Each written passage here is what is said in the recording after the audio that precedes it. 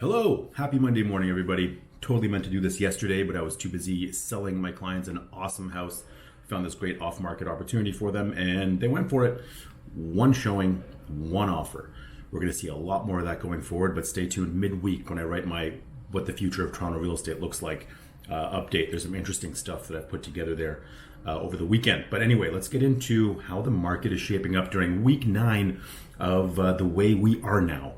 Week 9, it's not a COVID thing, a coronavirus thing anymore. It's just the way we are now. So I'm not even going to use those words. So back to business as far as I'm concerned, much more safely from home, but back to business nonetheless. Houses continue to perform very well, moving forward steadily and predictably, which are two words I have not been able to use to describe the Toronto housing market for a very long time. In fact, never. Houses realized 28 firm sales last week, around 30 the week before, so fairly consistent, and had an average price of just under $1.3 million. You can look at the graph in the comments below or wherever you happen to be catching this video. So another solid week for houses, slightly down in terms of average price from the week before, but generally fairly consistent starting but at March 29th until now. We haven't seen too much fluctuation in house pricing. Activity has been relatively consistent during that time too. I'm not worried about that market right now. We'll get into the months of inventory conversation a little bit later to explain why. Condos finally decided to pick up the slack. I was getting really worried about condos in Toronto. Transactions were way down and are still way down when compared to the top, but we have 44 firm sales this past week, up from just 30 the week before, which is finally really great to see. We saw some activity in the higher end markets for both houses and condos. The average condo now sits at $718,000, which is down from the March 1st $827,000 average price, but that's mainly due to a lot less activity in that higher price point. When you have such a small data set, you've got serious swings in average price. Could happen if there, let's say, one big condo sale that all of a sudden drives the average price up. So when I do my numbers, I make sure that I'm looking at any anomalies that might be in there that could affect the price and mislead you potentially in terms of where the market is. Anyway, so nice solid showing of 44 firm condo sales. Like I said before, the luxury market for both houses and condos have improved. 7 of those 28 houses that sold were north of $1.5 to $2.3 million. 6 of the condos that sold were $1 million to $1.7 million. So nothing crazy in there to skew the average too much this time. The lower end has always been performing relatively stably, with some dips and opportunities in certain product types, like in buildings that have a lot of Airbnb type listings that are being sold or rented long term. Things like that are there's some value there, but the urban communities like the Leslievilles, the Roncesvalles, the Riverdales, those urban communities around the core are still not very much affected in terms of price. There is lots of demand there. So there hasn't been too much negative news right there to scare buyers back into hibernation, but that will happen again. There's going to be some sort of negative news cycle that comes forward that's going to put buyers back into hibernation, holding onto their wallets a little bit tighter, as we saw sort of mid to the end of March when the real estate market almost came to a screeching halt. I don't think that'll happen again as people are used to this. And as we kind of get out there more, physically distancing and whatever, I think there's going to be a little less of an impact during the next wave, but there will be an impact nonetheless, and we'll discuss that as it comes. So the big thing that I'm also going to really stop doing a lot of is sure, are there any deals in the market?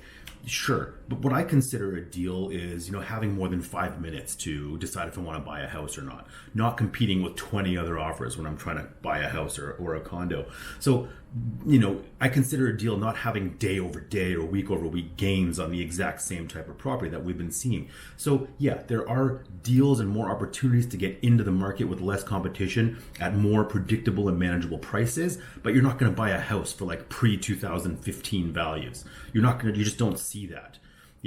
Our clients purchased a home last night for a little bit less than what it would have got if it did get to the open market, but at the same time, not much less. You know what I mean? So there are some opportunities, but not the ones that you probably are thinking of. Definitely not the ones that people are calling me trying to ask for.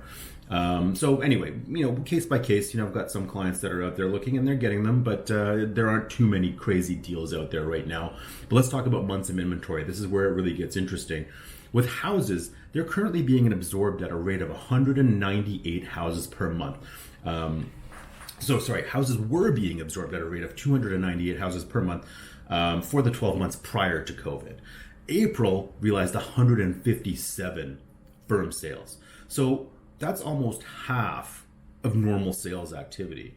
But at the same time, we only have I don't even have the stat in front of me, but the months of inventory right now for houses is 1.8 months.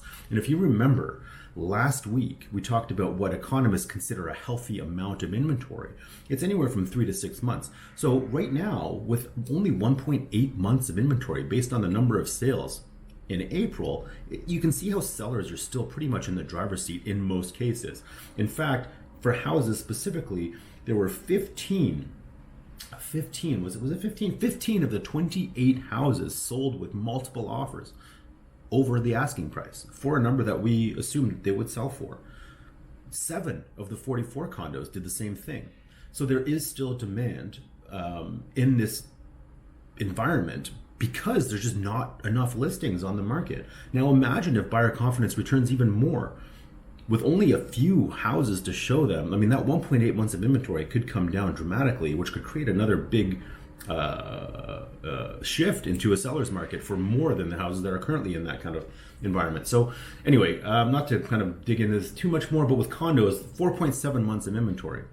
That's a healthy, balanced market. You know, like that's the kind of stuff, like we think we're in a big slump because we've been experiencing a massive spring market for like 10 years where offer dates and over asking and multiple offers were just a normal thing. That's not normal. Like it's normal for people to be able to go home, sleep on it, and consider buying a house and have a little back and forth negotiation. That's what's normal, and that's what we have now. So this is just how real estate is comfortably bought and sold. So there really isn't as much drama out there as you might be led to believe. So that's pretty much it for this week. Hopefully you find this video helpful. I'd love to hear from you in the comments below what your thoughts are. But houses and condos are both moving along fairly well. There are no big discounts. There are some opportunities in the assignment market if you are a cash heavy buyer. But aside from that, that's all I have for you. So, oh yes, one more thing.